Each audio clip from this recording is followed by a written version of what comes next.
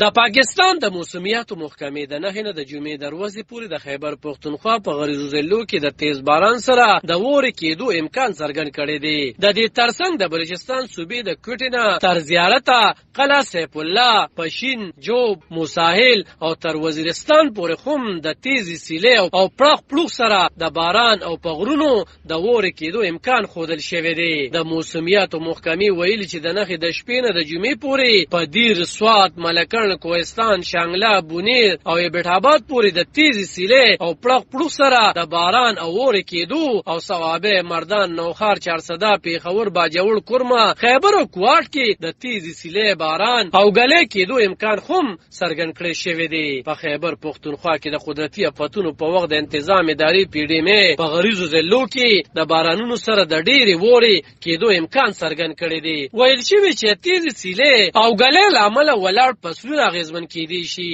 او د وورو کېدو له امله د سړکونو بندېدو امکان څرګند کړی شوی دی. د دې ترڅنګ دیر، سوات، شانګله، بټګرام، تورغر، کوهستان، منصیره او بیټ آباد ضلعو کې د ممکنه غرونو ښویېدو هم ویلي شوي دي. د سیلګرۍ سره متعلقه ادارو ته د ځاني او مالي تاوان څخه بچ کېدو دپاره د احتیاط کولو ویل شوي او اړوند ادارو ته د چمتو کېدو لارښوونه شوې ده. د یادونې ده چې تیر کال د دسمبر په میاشت کې د زیاتو بارانونو له وجې 1800 پورې کسان مړه شوي وو او د 1 درجن نه زیات کورونه پکې نړېدلي وو. علب خان شیرپو، دلبر نیوز، 400.